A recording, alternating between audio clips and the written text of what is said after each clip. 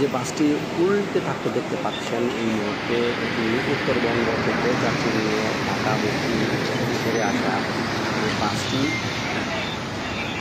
ঢাকা টাঙ্গাইল যমুনা সেতু মহাসড়কের এটি চর ভাবলা নামক স্থানে এটি উল্টে যায়, মানে যমুনা সেতু সড়কের 3 নম্বর বাস পথে এটি উল্টে যায়। উল্টে যাওয়ার পরে এই মহাসড়কের উভয় পাশে যান চলাচল বন্ধ হয়ে যায়। যান চলাচল বন্ধ হওয়ার কারণে এই মহাসড়কের উভয় পাশে দীর্ঘ যানবাহনের লাইন হয়, আর এই লাইন থেকে আস্তে আস্তে যানজটের সৃষ্টি হয়। আর এই যানজটে আটকা পরে অনেক যাত্রীদেরই দুর্ভোগ পোহাতে হয়েছে।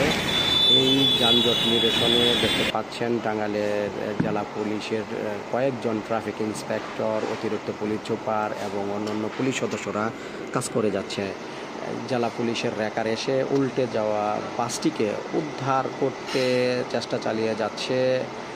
দীর্ঘ 40 মিনিট চেষ্টার পর রাস্তার মাঝখান থেকে উল্টে যাওয়া বাসটিকে রাস্তার পাশে সরিয়ে ফেলতে সক্ষম হয়েছে। দেখতে পাচ্ছেন বাসটি রাস্তার মাঝপথ থেকে সরানোর পর টাঙ্গাইল জেলা পুলিশের অতিরিক্ত পুলিশ সুপার তিনি ঘটনাস্থল থেকে নামক একটি বাজারে একটি বাস দুর্ঘটনার শিকার হয়েছে, সেই বাসটিকে সরানোর চেষ্টা করা হচ্ছে।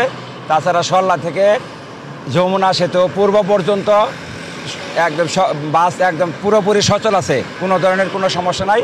এই দুর্ঘটনাটা কবলিত বাসটি আমরা 10 মিনিটের মধ্যে সরিয়ে ফেলবো।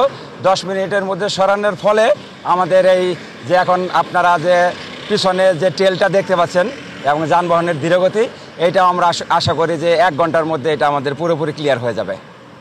এবার ঈদে কি মানুষ স্বস্তিতে বাড়ি ফিরতে পারবে কিনা ঈদের শেষ যাত্রায়?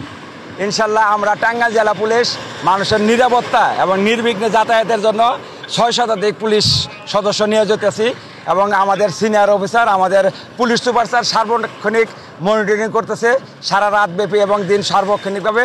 আমরা আশা করি যদি রাস্তায় কোনো দুর্ঘটনা না ঘটে, আমরা নির্বিঘ্নে যাত্রীদেরকে, ঘরমুখী মানুষদেরকে আমরা এই স্বস্তিদায়ক একটা যাত্রা উপহার দিতে পারবো।